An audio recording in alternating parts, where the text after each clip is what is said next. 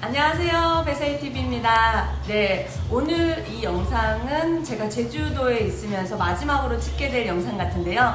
그래서 제가 지금까지 말씀 안 드렸는데 이 영상이나 앞으로의 영상 앞으로 기대하신다면 구독과 좋아요 꼭 눌러주세요. 네, 오늘 말씀드릴 얘기는 항상 제가 여군에 대한 얘기만 했었는데 육군항공에 지원하는 법에 대해서 알려드리려고 합니다. 많은 분들이 파일럿이나 또 헬기 조종사 그리고 항공준사관에 대해서 많이 물어보시는데요. 그거의 가장 기본인 어떻게 지원하는지, 지원 방법, 면접 이런 진행 절차가 어떻게 되는지 되게 궁금해 하시더라고요. 그래서 우선은 제 경험과 제가 들었던 얘기들 같이 얘기해 드리도록 하겠습니다. 우선 제가 무수히 얘기했듯이 항공병과로 전과하기 위해서는 무조건 장교로 임관을 해야 합니다. 그래서 내가 전투병과일 경우 유리해요. 그래서 내가 1년 정도 야전에서 생활하다가 항공장교 모집 공고가 뜨면 그 기간 동안 딱 한 번만 지원할 수가 있어요. 내가 지원을 해서 떨어지면 그 다음에는 원병과에서 계속 생활을 해야 되고 내 군 생활하는 동안 딱 한 번만 지원할 수 있고 그게 이제 야전 생활에 1년 정도 하고 나면 2년 차나 3년 차에 한 번 지원할 수 있다는 거 기억하시면서 지원을 하시면 되는데 제 시대 때는 벌써 그게 10년 전이잖아요. 그때는 언제든지 지원할 수 있었어요. 그래서 3번 떨어지고 오신 분도 있었고요. 가입교에서 2~3번 탈락하고 돌아가시고 또 오신 분들도 있었죠. 그런 경우가 많다 보니까 지금은 이제 한 번만 이제 지원을 하고 뽑게 되는데 그만큼 TO가 예전보다 많이 늘어났기 때문에 기회는 어떻게 보면은 더 많아졌다고 보시면 됩니다. 왜냐하면 헬기가 전력화되면서 점점 조종사들의 수요가 많아지잖아요. 그렇기 때문에 앞으로 지원자들이 많아질수록 더 많이 뽑기 때문에 결국 경쟁률은 비슷하다고 봅니다. 그래서 우선은 야전에서 지원을 할 때는 가장 중요한 게 내가 야전에 있을 때 지휘관분에게 잘 얘기를 해야 합니다. 잘 얘기하지 못하면 아예 지원조차 못할 수도 있고요. 해준다고 했지만 만약에 내가 괘씸죄로 걸리거나 제대로 나 떠날 사람이니까 내 마음대로 할 거라고 하면요 추천서나 지휘관 의견서에 엉망으로 써주게 되면 어차피 안 뽑힙니다. 그렇기 때문에 내가 해당되는 그 부대의 지휘관이 어떻게 보내주느냐 정말 마음을 다해 얘가 정말 항공조종사가 돼야 된다는 생각을 갖고 있는 지휘관과 얘 또 도망가려고 하니 얘 못 보내겠다라고 하는 그 지휘관이 쓰는 그 글 때문에 내가 합격 여부가 달라진다면 조심해야겠죠. 그렇기 때문에 야전에 있을 때 내가 군 생활을 정말 잘 해야 됩니다. 그리고 나서 정말 항공에 가야 하는 이유를 사실 그 지휘관님한테 면접 본다고 생각하시면 돼요. 그 면접이 통했다. 그럼 여러분들 항공장교 시험 볼 때 그 면접 통과되실 거고요. 만약 그게 안 통했다? 그럼 면접 보셔도 비슷하지 않을까. 왜냐면 면접관도 똑같이 소령, 중령, 대령분이 앉아 계시니까요. 같은 군인이고. 그렇기 때문에 먼저 이렇게 지원서를 잘 써서 지원을 내고 저 같은 경우에는 이제 사무특공대대 수방사에서 근무하고 있을 때 중위 시절에 제가 지원서를 썼거든요.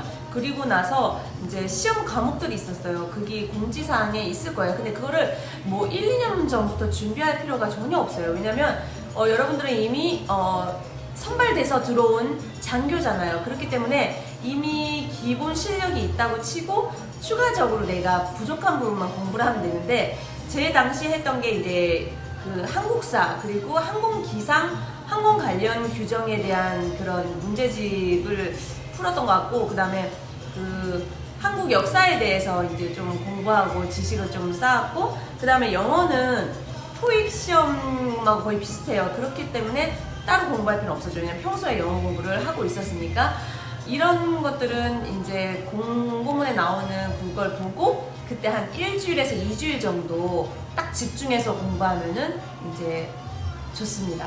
저 같은 경우에도 저희 대대장님께서 유격을 열애시켜 주시고 잔류대장으로 부대에 남아있으라고 해서 그 잔류하면서 정말 집중해서 공부했더니 필기는 아시죠? 네벳으로 뽑는 거.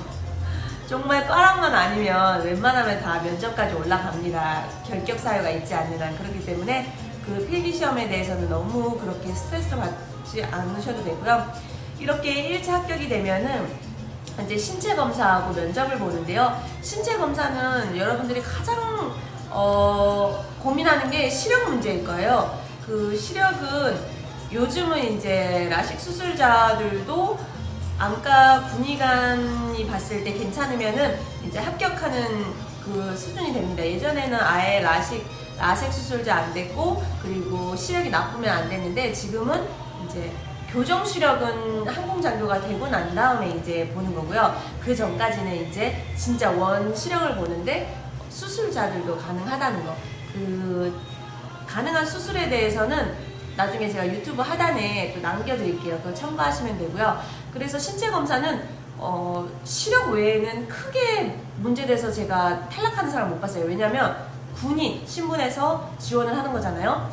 장교들 같은 경우도 1년에 한 번 신체 검사를 받기 때문에 그 결격 사유가 없는 한은 합격을 한다. 신체 검사는. 자, 그 다음에 이제 면접을 거의 같은 시기에 저는 봤던 것 같아요. 면접은 항공학교로 가서 직접 보는데 면접관님들이 3명에서 4명 정도 앉아있고 면접 보러 가는 학생들이 한 2~3명 같이 들어갔던 것 같은데 한 사람당 이제 질문을 하죠. 가장 기본 질문인 왜 조종사가 되려고 하느냐, 육군항공병과에서 너가 하고 싶은 것들이 있느냐, 그거였고 저 시기 때만 해도 사실 여자 헬기 조종사가 없었어요. 그래서 저는 그때 한 16번째 여자 헬기 조종사였거든요. 육군항공에서. 근데 지금은 몇 명이에요? 한 80명. 여자 헬기 조종사만 해도 거의 100명대를 육박하기 때문에 그런 질문은 없었을 건데, 저 당시에는 이제 우리 최초로 여군 그 코브라 전투헬기 조종사가 나올 1호로 나올 정도로 많이 없었기 때문에 저한테 물어보시더라고요. 결혼을 하게 되면 어떻게 되겠냐고. 사실 저는 독신주의자였거든요.